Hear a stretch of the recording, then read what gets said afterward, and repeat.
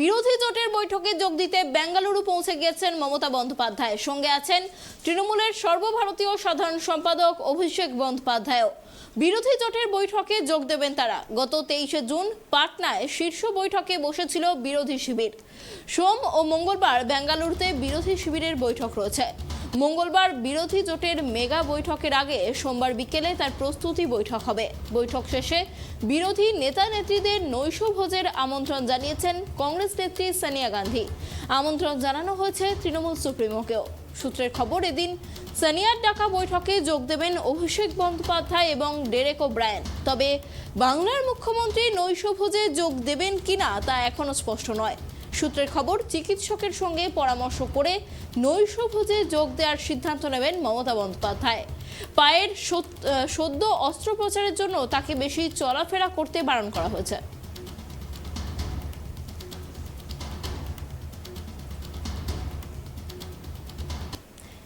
এই বিষয়ে আরো বিস্তারিত কথা বলবো। আমাদের সঙ্গে সরাসরি রয়েছে আমাদের প্রতিনিধি দেবযানী।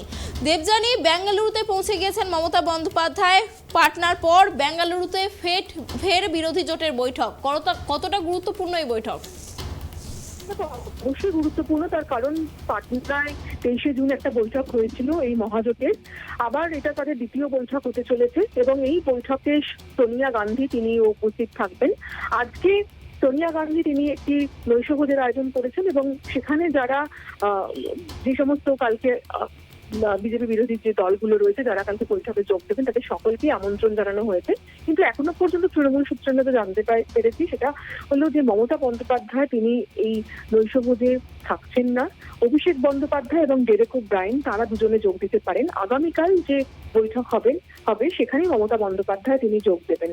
এবং দেখো, গতবার পাটনাতে যে বৈঠক হয়েছিল সেই বৈঠকে 15টি রাজনৈতিক দল, বিরোধী রাজনৈতিক দল তারা যোগ দিয়েছিল, কিন্তু এবারে আরো বাকি যে যারা রয়েছেন প্রায় 26টা বিরোধী রাজনৈতিক দল তারা কিন্তু যোগ দিচ্ছেন। তো স্বাভাবিকভাবেই এই যে এবারের যে বেঙ্গালুরুতে যে বৈঠক হচ্ছে সেই বৈঠক অত্যন্ত গুরুত্বপূর্ণ বলেই মনে করছে রাজনৈতিক মহল এবং গোটা দেশের নজর রয়েছে, গোটা দেশের সংবাদ মাধ্যম এবং শাসক দলের অবশ্যই নজর থাকবে আগামীকালের এই বৈঠকের দিকে। অনন্যা।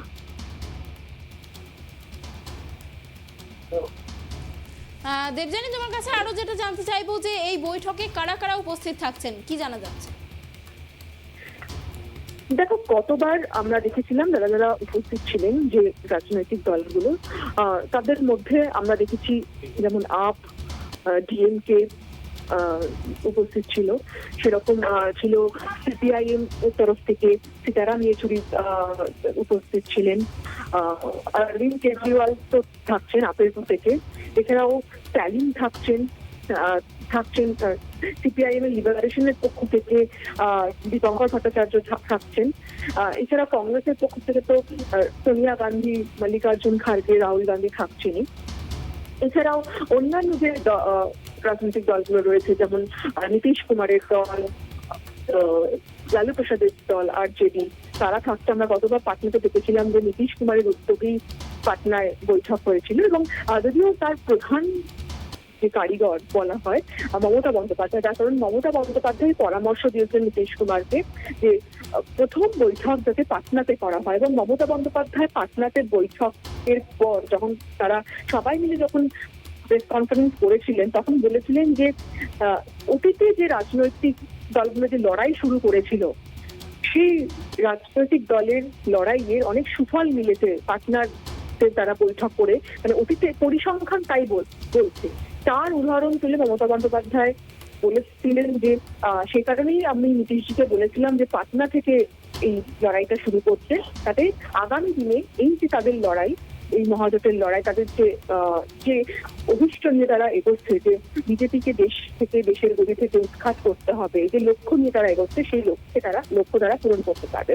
আমরা দেখো, গত যে বৈঠক পাটনায় সেখানে দেখেছিলাম যে আপ এবং কংগ্রেসের মধ্যে একটা মত পার্থক্য দেখা গিয়েছিল দিল্লির এই অর্ডিন্যান্স নিয়ে, কিন্তু তারপরেও আপ প্রথমে বৈঠকে যোগ দিতে রাজি না হলেও পরে কিন্তু তারা যোগ দিয়েছিল এবং এবারেও আমরা দেখলাম যে মমতা বন্দ্যোপাধ্যায় যে কংগ্রেস এবং আপের মধ্যে যে শৈত্য সম্পর্ক, সেই সম্পর্কটাকে সেই অনেকটাই ভালো করেছে। এবং মমতা বন্দ্যোপাধ্যায়ের উদ্যোগে কিন্তু অরবিন্দ কেজরিওয়াল তিনি এই বৈঠকে যোগ দিচ্ছেন। দেখো, তুমি বলছিলে যে কারা কারা থাকবে। প্রত্যেকটা বিরোধী রাজনৈতিক দল, সেটা সমাজবাদী পার্টি এবং আগে যে নামগুলো বললাম সেই নামগুলোর সঙ্গে সমাজবাদী পার্টি, অখিলেশ যাদব থেকে শুরু করে সিপিআইএম, কংগ্রেস, তোমার স্টালিন দল, বিজেপি, প্রত্যেকেই কিন্তু অংশ নিচ্ছে। মানে দেশের যতগুলো বিরোধী রাজনৈতিক দল রয়েছে তারা কিন্তু সকলেই এখানে এই আগামীকালের বৈঠকে যোগ দেবে।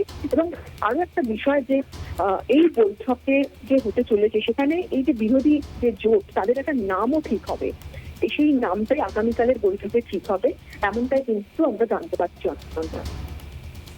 অনেক ধন্যবাদ দেবযানী আমাদের সঙ্গে থাকার জন্য।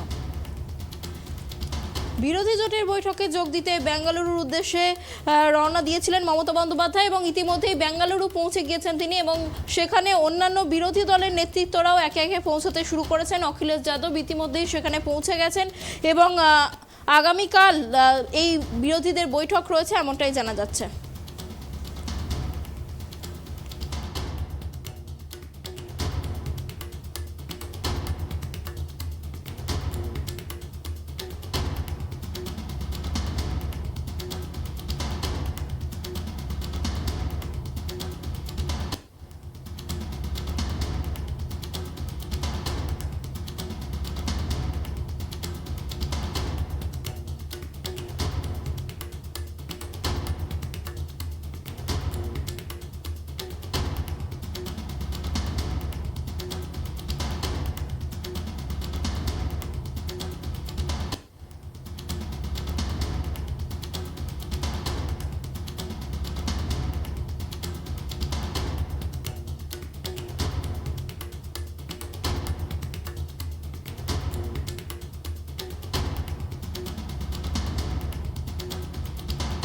বিরোধী জোটের মেগা বৈঠকের আগে সোমবার তার প্রস্তুতি বৈঠক হবে এবং ইতিমধ্যেই সেই প্রস্তুতি বৈঠকে যোগ দেওয়ার জন্য ব্যাঙ্গালোরে পৌঁছে গিয়েছেন মমতা বন্দ্যোপাধ্যায়, অভিষেক বন্দ্যোপাধ্যায় এবং অন্যান্য বিরোধী জোটের যে নেতৃত্বরা রয়েছেন তারাও একে একে ইতিমধ্যেই ব্যাঙ্গালোরে পৌঁছতে শুরু করেছেন। অখিলেশ যাদব ইতিমধ্যেই সেখানে পৌঁছে গিয়েছেন এবং এই বৈঠক শেষে আগামীকাল যে বৈঠক রয়েছে সেই বৈঠক শেষে বিরোধী নেতা নেত্রীদের নৈশভোজে আমন্ত্রণ জানিয়েছেন কংগ্রেস নেত্রী সোনিয়া গান্ধী। এই নৈশভোজে আমন্ত্রণ জানানো হয়েছে তৃণমূল সুপ্রিমোকেও, কিন্তু সূত্রের খবর সোনিয়ার ডাকা বৈঠকে যোগ দেবেন অভিষেক বন্দ্যোপাধ্যায় এবং ডেরেক ওব্রায়েন। তবে বাংলার মুখ্যমন্ত্রী নৈশভোজে যোগ দেবেন কিনা তা এখনও স্পষ্ট নয়। সূত্রের খবর চিকিৎসকদের সঙ্গে পরামর্শ করেই নৈশভোজে যোগ দেওয়ার বিষয়ে সিদ্ধান্ত নেবেন মমতা বন্দ্যোপাধ্যায়। পায়ের সদ্য অস্ত্রোপচারের জন্য তার বেশি চলাফেরা করা সম্ভব নয়, সেই কারণেই সম্ভবত এই নৈশভোজে যোগ দিতে পারবেন না মমতা বন্দ্যোপাধ্যায় এবং সমস্ত বিরোধী নেতৃত্বদেরই কিন্তু এই নৈশভোজে আমন্ত্রণ জানানো হয়েছে এবং যে বিরোধী দলের যে বিরোধী জোটের একটি নাম যে ঠিক করা হবে সেই উদ্দেশ্যেই আগামীকালের এই বৈঠক ডাকা হয়েছে ব্যাঙ্গালোরে, এমনটাই জানা যাচ্ছে।